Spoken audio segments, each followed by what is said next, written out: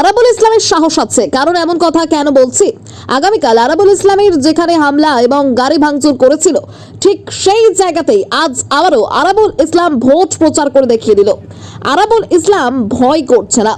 যারা গতকাল মারধর করেছিল তাদের বাড়িতে বাড়িতে গিয়ে ভোট প্রচার করলেন তিনি এবং আইএসএফ এর দলীয় পতাকা লাগিয়ে দিলেন আকরাতলা থেকে দেউলি পর্যন্ত। এবং যারা ক্যানিং পূর্বে আরাবুলের ওপর আক্রমণ করেছিল তাদের সাহস হলো না তারা সামনে এসে কথা বলার। এ বিষয়ে আরো কি জানাচ্ছেন দেখুন বিস্তারিত।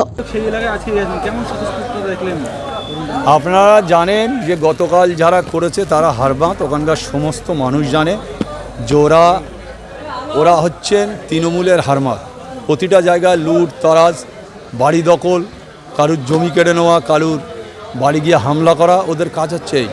ওখানে একজন যে প্রধান আছে সে হচ্ছে ক্রিমিনাল, তার কাছে সবসময় দুটো তিনটে করে চারটে করে মেশিন থাকে। তৃণমূল এমন একটা সিস্টেম তৈরি করেছে মমতা বন্দ্যোপাধ্যায়, প্রতিটা তৃণমূলের নেতার বাড়ি খুঁজলে 2-10টা করে মেশিন পাওয়া যাবে। তাই আজকে আমরা গেলাম, প্রচুর মানুষ, হাজারে হাজারে মানুষ। আজকে আমরা শুধু প্রতিবাদ জানালাম, মানুষের ঢেউ।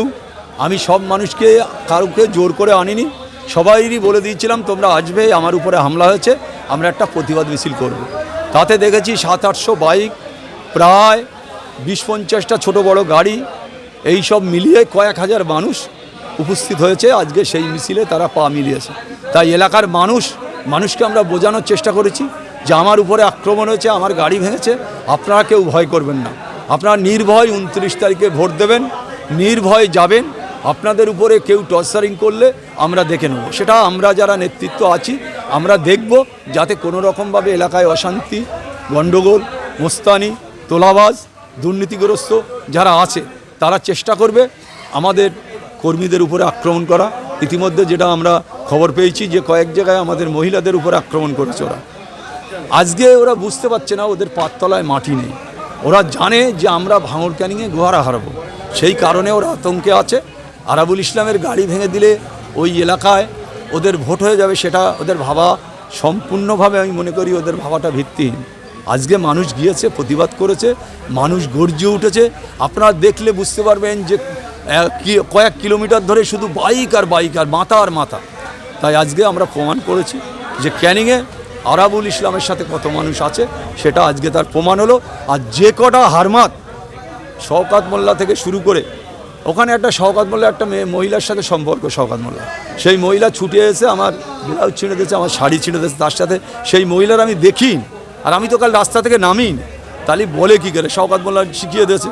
শওকত মোল্লার সাথে প্রেমে জর্জরিত ওই মহিলা, তাই শওকত মোল্লাকে শিখিয়েছে যে তুমি বলোই, তুমি তো আমার প্রেমিক, তুমি বলো আরাবুলের বিরুদ্ধে, সেটা বলেছে।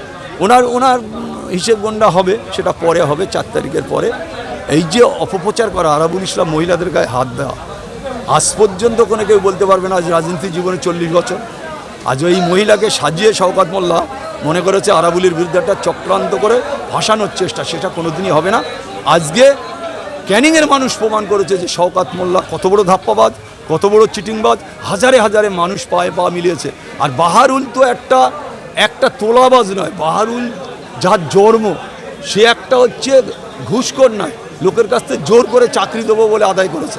তখন এই জানোয়ারদের মানুষ করার জন্য, তখন ওর বাবার কিচ্ছু ছিল না, দুবেলা দুমুঠো খাবার জন্যে 600 লোকের চাকরি দেওয়ার নাম করে টাকা তুলে খেয়ে নেছে। আর এই বাঁদর কটার মানুষকে তাদের ছেলেরা কিরাম হবে, তাদের ছেলেরা কিরাম হবে, গুন্ডা হবে, মোস্তান হবে, তোলাবাজ হবে, কোটি কোটি টাকার দুর্নীতি করবে। ভাঙড় বাজারে, ঘটকপুর বাজারে হাতান্তর টাকা নিচ্ছে, এক হাত কাজ করলে লক্ষ টাকা, এই করে দুই ভাই কোটি কোটি টাকার মালিক হয়েছে। আজকে কিছু টাকা দলকে দিয়ে আজকে ক্যান্ডিডেট হয়েছে বাহারুল, শুনেছি 5 কোটি টাকা দিয়েছে।